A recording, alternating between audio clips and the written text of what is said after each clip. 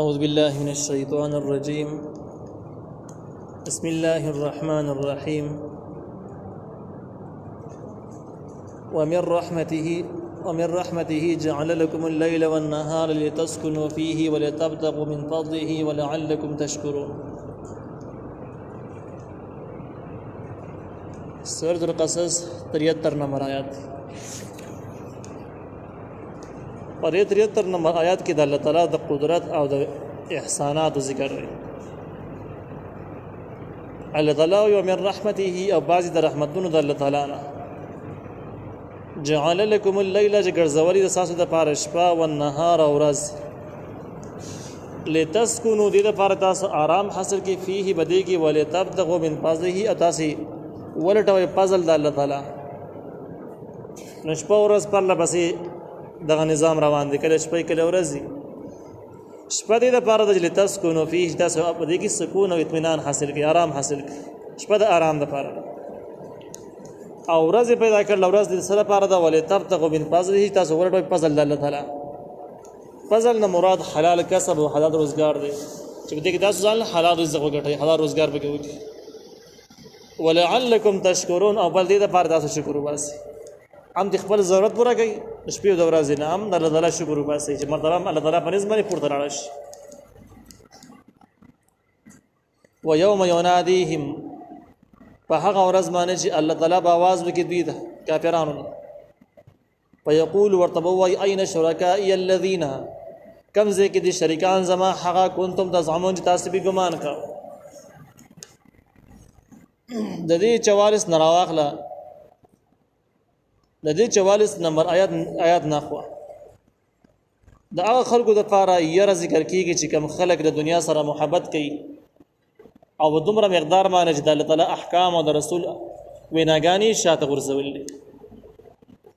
یعنی د دنیا سره دومره محبت چې دین یې مسترد کړي دي، دغه خلکو د لپاره د یری احوال ذکر کیږي. نو قیامت ورځ باندې الله تعالی دوی ته आवाज وکړي او دې ته به زما شریکان به کم ځای کې دي چې تاسو به ګمان کوئ. ونزعنا من كل امه شهيدا من براو باسو د هر یو ډالې نه یو گواہی کوونکی به دوی باندې. د دې گواه نه مراد پیغمبران دي. اصل کې چې کافران د قیامت ورځ باندې الله تعالی مخې پیش دوی په خپل باندې ځان باندې اقرار کوي، د دوی اندامونه به گواه کوي، ځمکه به گواه کوي، عمل نامه به گواه کوي، فرشتي به گواه کوي.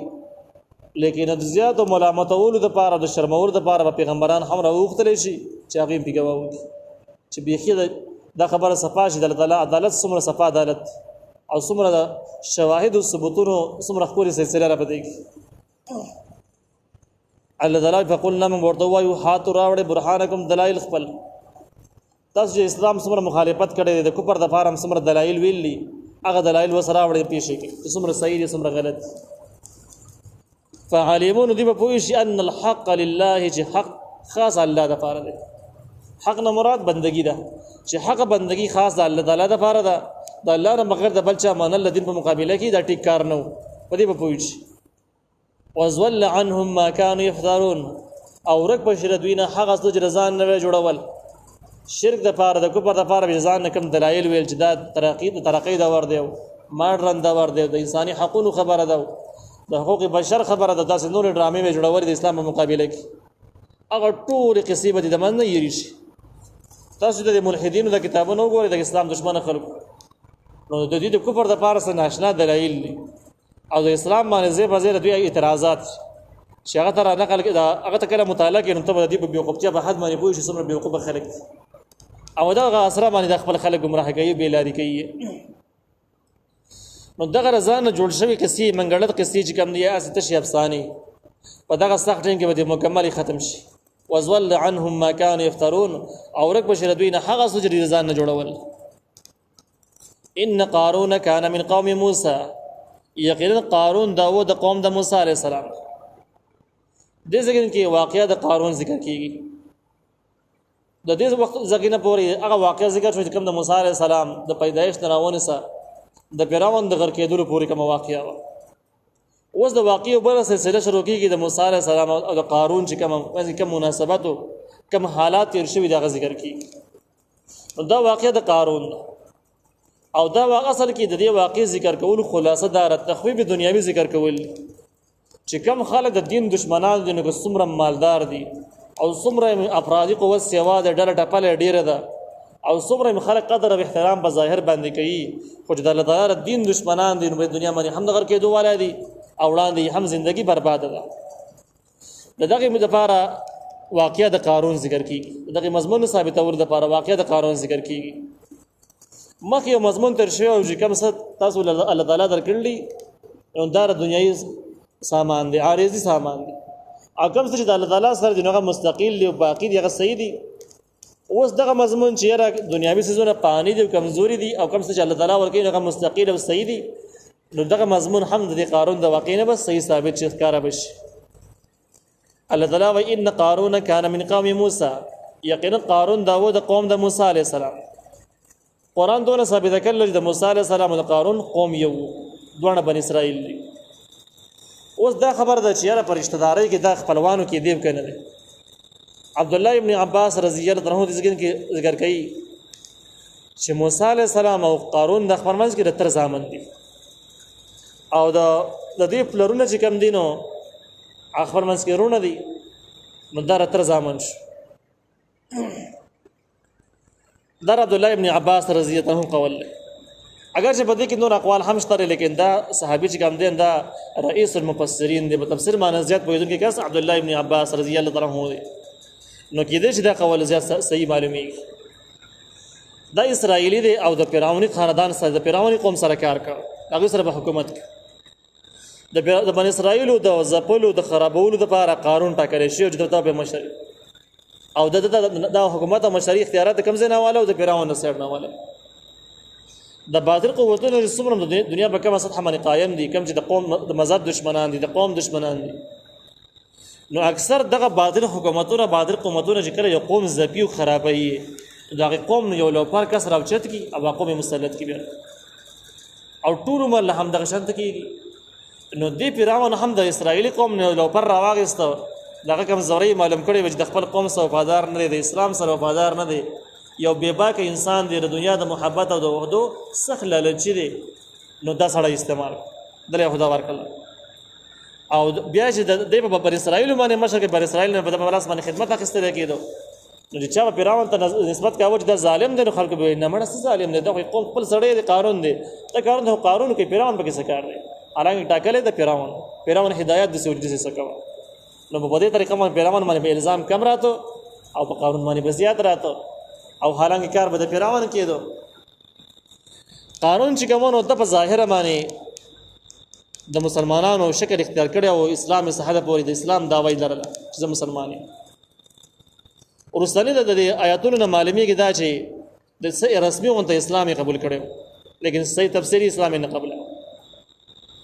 قارون چې کوم دی د موسی علیه السلام سره دښمنی را خفغان راغی او د مسلمانانو سره بس باندې راغی تفسیر باندې په قران ذکر کړی دی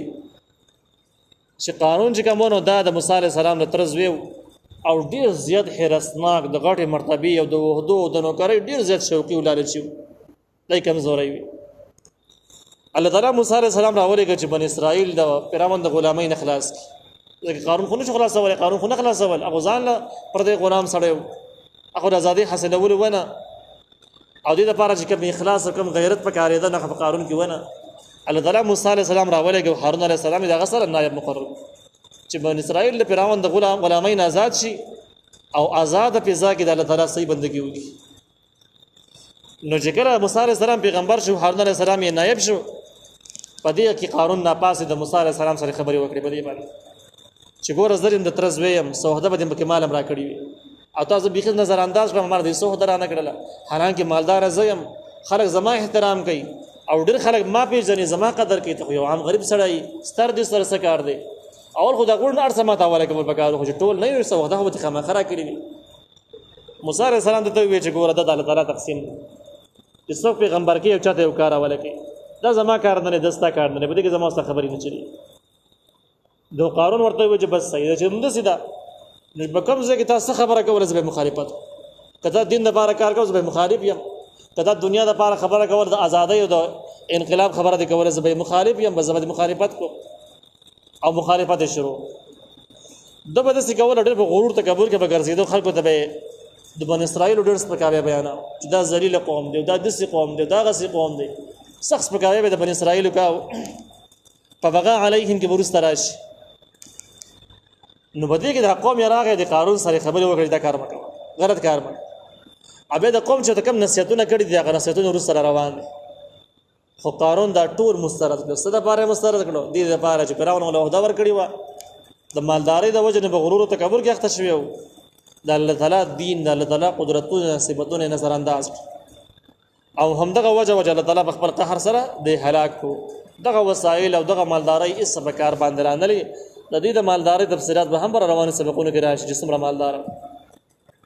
الله تعالی و ان قارون کان من قوم موسی یقینا قارون و د قوم د موسی عليه السلام فبغى عليهم نو تکبر یو کو بدی باندې بغاوت چې کوم دی دا مشهور کې په قران کې چې کله مشهوري معنی د دې کې راځي نو دوه معنی یو په معنا د ظلم سره راځي فبغى عليهم الظلم یو کو بدی باندې دویم بغا چې کوم دی بغاوت دا تکبر تم وي فبغى عليهم تکبر یو کو بدی باندې تفسیر باندې قران ذکر کړی دی چې بغا نه مراد ظلم واغستل شي نو دا هم مفسرین نقل کړی دي چې دا د فرعون سره په خاص وحده باندې او د بنی اسرائیل د زپلو د پاره د کمزوري کولو د پاره د ټاکرې شو نو چې کله خلکو د موسی علیه السلام احترام او قدر او وخت پیغمبر وایو در نظر یو تکتل نو بده باندې قارون صح غوسه چې تاسو د موسی علیه السلام احترام ولي کوئ هغه زما مخالف د دشمن د قدر کوي زما حیثیت خرابي کمزوري کیږي تاسو له بکار د زما مالدار زما خیال وساتئ خو تاسو زما خیال نه ساتئ یو غریب سړي خیال ساتئ هغه پیغمبر وایي خیال ساتئ نو بده وجمانه چې کوم خلکو د موسی علیه السلام تابعداري کوله فرعون او باقي باندې سخت ظلم کو بګاری به سخت کارونه د ډیره غستل او دغه شان خرچه خوراک به ولکم ورکاو او ظلم ورځ په ورځ باندې سیوا کېدو شو ورځ په ورځ سیوا کېدو اول چې کوم بګاری کاو فرعون د پاره بګار ټیم سیوا کو هغه په سیوا کېدو دغه شان دغه خدمتونه د خدمتونو په اواز کې چې هغه کوم خرچه ملاوي کوم خوراک ملاوي دغه پر باندې نورم کم کو او ځواني په محدود کو خراب کو دا یو قول دویم قول دا چې فبغى عليهم تکبر یو کو بدوی باندې ځان غټ وګاړ دا قول تفسیر باندې قرآن ذکر کړی دا قول ډېر مشهور چې فبغى عليهم تکبر یو کو خبر بنی اسرائیل باندې خلکو ته ویل چې بنی اسرائیل په سر کې مازغه نشته او دا سیدی او دا سیدی وګورسونه غریبانان دي خپل کورونه هم نشته دي او دا چې د دې خلکو تجربه نشته د دې باغ نشته عقل نشته سپکاوی به ورله بیان او دا وي حالانکه دا پیغمبرانو اولاد په دې کې علما پکې په دې کې خلک پکې او د چا خاندان سپکاوی هم ډېر غټ توهین دی به چې د خاندان سړی به دا کار کوي بیا ډېر غټ سپک کار دی د فرعون د خوشالولو د پاره د قوم صفاتونه کوي د خپل قوم بے عزتی کوي د زمانه کې خلک د خپل قومونو سپکاوی کوي د پښتنو سپکاوی کوي د بل شخص سپکاوی او ځان ته یو خيار وي بل ته قمقل وي دا هر زمانه کې د بیوقوفان خلک موجود دي لپاره خلک موجود دي نو بغى عليهم تکبر یو کو بدی باندې واتیناهم ورکدتا من الكنوز د خزانونه ما حق خزانه ان مفاتيحه یقینا د هغه چابیان لتنو بالعصبه درنیدل په یو غټ جماعت باندې اول القوه خواند قوت یو غټ جماعت نارینه او چې طاقتور خلکو د دې خزانو د چابیانو ګرځول نه غوستړی شو چابیان به درنیش نو چې غټ جماعت چې چابیان ګرځي هغه به درنیش تاسو وایي چې خزانه به څومره خزانه وي او کنوز کنز هغه خزانه ته ویل کېږي چې کم پټه پرته سو کې نه هغه سونا کې دي شي هغه پیسې کې دي شي هغه جواهرات کې دي شي کم عام مال دولت چې کم دي کم ساروي دي او زمکه کې دي دا کنوز نه کنز نه ویل کېږي دا خزانه نه ده دا مال دولت دی خزانه نه ده نو د څه معلومه کې د پټي خزانه چې کوم وي نه دومره ډېرې وي چې چابيانې یو لوی جماعت ابو خان باندې ګرځولي درنې وي ګرانې وي دومره مالداري په دنیا کې د مثالي مالداري دومره مالدار شي بس دوه سبوري نه خلک موږ ترقی وکړه خو ترقی څه ترقی ده خو د زمانه کې هم د څه مالداري څه ثابتوري نشي نو معلومه کې دا چې د قارون ته الله تعالی یو مثالي مال ورکړي د کم ځکه نه ورکړي داغه تفصیلات چې کوم تاریخونو نقل کړي دي اوس وخت کم اذ قال له قومه باغ وقت تول خپل قوم لا تفرح تکبر مکوا ان الله لا يحب الفرحين یقین الله تعالی نه خو تکبر کوون کې خلق متکبرین بدی شنی خو